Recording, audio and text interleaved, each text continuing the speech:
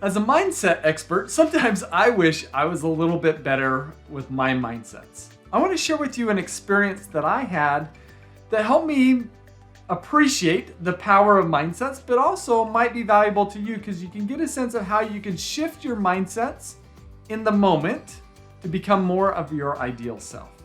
So to paint the context for this was just a week or so ago. We were traveling up to Utah near where I grew up, and we went up into the mountains with some family friends. The plan was to barbecue and to roast marshmallows around the campfire. So it got a little bit later in the evening and we're roasting marshmallows around the campfire, and one of these friends that we were with pulled out an axe. And of course the axe was brought to chop wood for the campfire.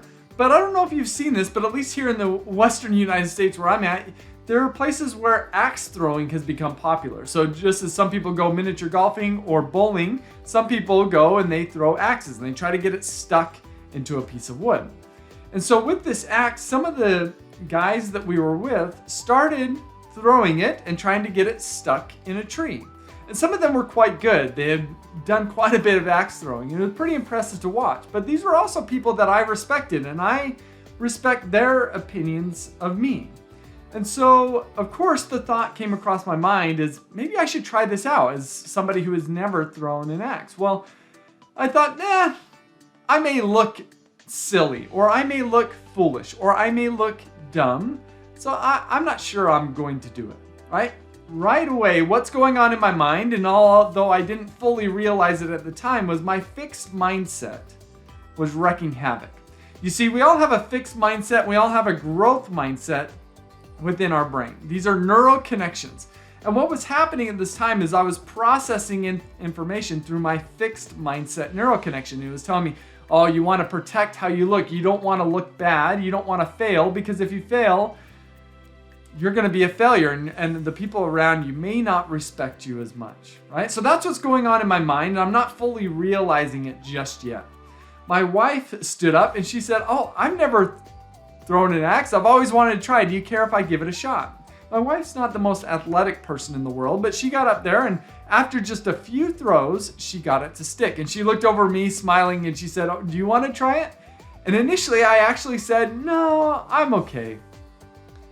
But then as I sat there after I said it, I realized I was trying to be mindful and present with myself. I realized, why didn't I say it? I've always wanted to try it. Why didn't I take up the offer to do so? And again, this is when it started to click for me. I was afraid of looking bad in front of everybody around us. As somebody who's never done it and having seen my wife just do it, I was a little worried that I may look bad. And there was that feeling and that fear of looking bad, which was preventing me from doing something I'd always been pretty excited to try out. And after I realized that, then I realized I needed to slow myself down and I needed to process through a different neural connection, through my growth mindset neural connection. I needed to see this as an opportunity to learn and grow. And so in order, as I made this shift, one of the things that I had to do is I had to become more intentional.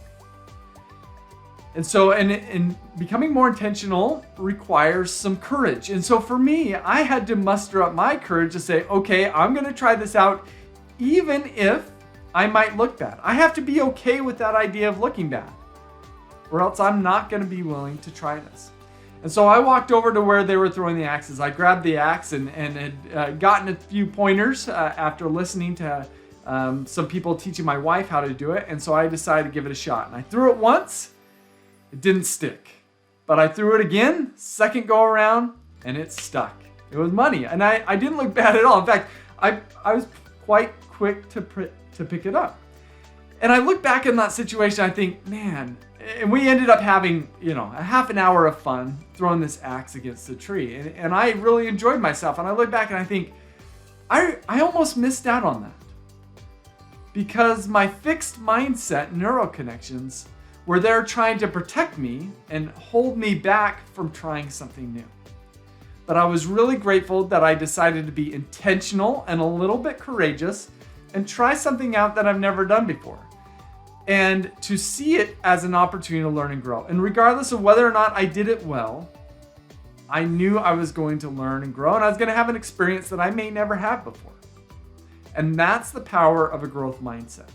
So hopefully this little simple example helps you to see the difference between a fixed mindset and a growth mindset, and how a fixed mindset leads us to want to self-protect, but holds us back from being a better version of ourselves. It holds us back from trying new things, to learning new things, to being brave, adventurous, and doing great things.